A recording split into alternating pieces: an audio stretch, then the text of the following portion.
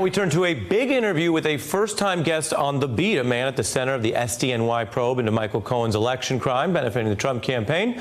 Keith Davidson was in on Trump's secret payments during the election to his former client, Stormy Daniels, and former Playboy model, Karen McDougal. Davidson negotiating the now famous NDAs between Trump and those women, dealing regularly with Michael Cohen on matters that ultimately helped send Cohen to prison, and dealing with the National Enquirer on other matters under investigation by the SDNY prosecutors.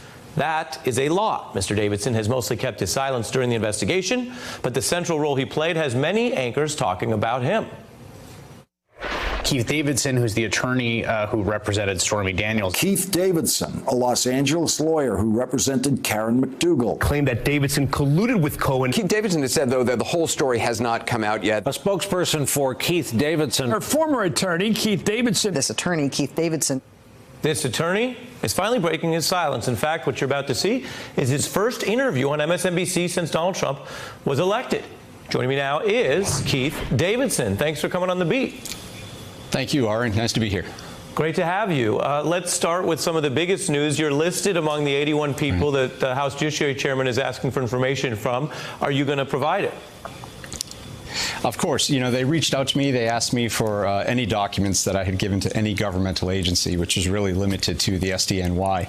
There's about 1,500 pages of non-attorney client privilege material that I gave to SDNY upon their request, and I will make that available to the House Judiciary Committee. I have asked them for a subpoena. I wasn't going to voluntarily turn it over, and they told me that they would comply. So you're saying Chairman Nadler told you he's going to plan to formally subpoena that, so everything that you gave SDNY, Nadler will have? Yes. I mean, he sent informally in that letter to the 81 individuals just an informal request just to dot the I's and cross the T's. I asked him to put it in a And he's probably interested in whether you know about the motivation behind the hush money payment to Stormy Daniels. Was that, as the Trump folks have claimed, just something they would have done anyway, unrelated to the election? You know, I don't really know that, but I can tell you that I sat down with the SDNY prosecutors, who are about the most competent attorneys I've ever met, and just for a time period of 3 separate meetings, about 20 hours in total. 20 hours with SDNY. That's right. So I can put together, you know, through their questioning, you know, where they're going and what evidence they believe is important. And I think that, yes, they are of the opinion that it was politically motivated. Because it was basically in October to stop fallout from Access Hollywood. Yeah, I mean, I think it gets a little more in depth from that. We can dive a little deeper into it. And I think what the SDNY is relying upon, and I think what was what prompted Michael Cohen's ultimate change of plea to guilty, was that, you know, the affairs happened in 2006. Michael Cohen and I first contacted each other about the matter in 2011. So at a minimum, they knew about me and about Stormy at a minimum in 2011. They knew about it in 2012 and 13 and 14. They knew about it in 2015. They knew about it when Donald Trump declared that he was a candidate for president of the United States. And the money only comes through at the end. I think we follow your logic there. Yeah. Then you have the National Enquirer and this weird deal. When you were involved in that, did it seem like they were paying Karen McDougal, your former client, to help Donald Trump bury the story? Well, I'm not so sure if it was if I was aware of it at the time that it was their intent to bury the story, but I think that they had clearly announced their editorial preferential candidate. You know, they were spending a copious amount of time, you know, burying every other candidate for the office other than Donald Trump. Here was Ms. McDougal, sure. Your former client. You had a duty to represent her, and she later sued you over this. But she says it was very clear AMI was trying to make the stuff go away, and she felt deceived by them and you, AMI being the Enquirer. Take a look. Okay. Why do you think they squashed the story? Back then or now? Now. They didn't want to hurt him.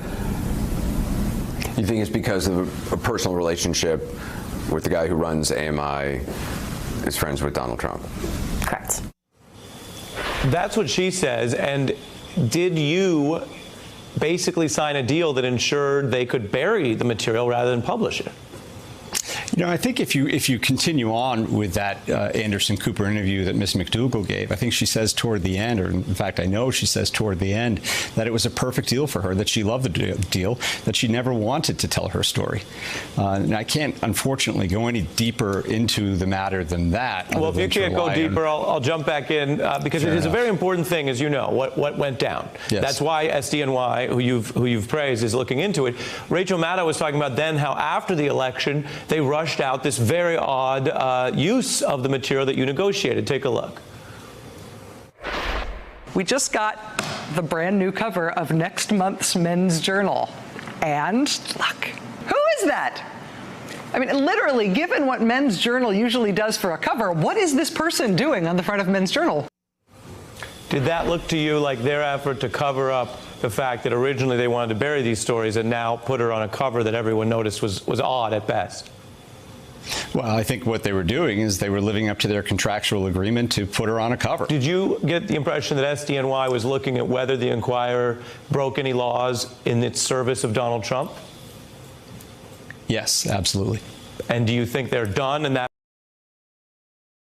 they look at things and that's the end of it? Or do you think there could be more?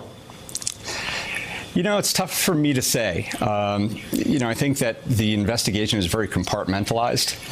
And even though I spent a large amount of time with the officials at the SDNY, what their motivation is and where they're going, I just don't know. From public reporting, I understand that at least the two top executives at AMI and also the corporation itself entered into a non-prosecution agreement. And I think that really probably prompted Michael Cohen's change of plea to guilty. Because Michael Cohen was involved in the National Enquirer agreements as well? That's what I understand. I don't know that firsthand, but that's what I understand. But you talk to Cohen all the time. Right. Doesn't that raise the blame on the Enquirer? Why would they need Michael Cohen if they just wanted, as you put it, to run that cover story unrelated to Trump? Well, look, I don't think that the federal government, the Department of Justice or the SDNY gives anything away for free. I know that, they did give at least Mr. Pecker and Howard immunity agreements and non-prosecution agreements. And it was shortly after that, it's my understanding, that Mr. Cohen did change his plea to guilty. So I think you put two and two together, but that's above my pay grade.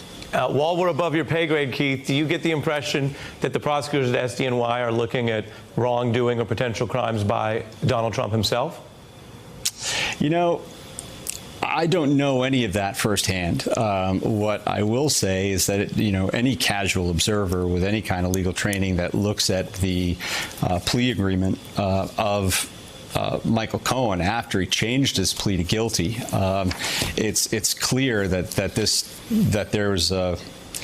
they're alleging a conspiracy and that there's unnamed co-conspirators. I'm really glad you came for your first time on MSNBC to be on the beat with all this stuff going on. And we'll speak to you again, Mr. Davidson. Thank you. Hey, I'm Ari Melber from MSNBC. You can see more of our videos right here, or better yet, subscribe to our YouTube channel below. You could have been anywhere in the world, but you're here with us, and we appreciate that.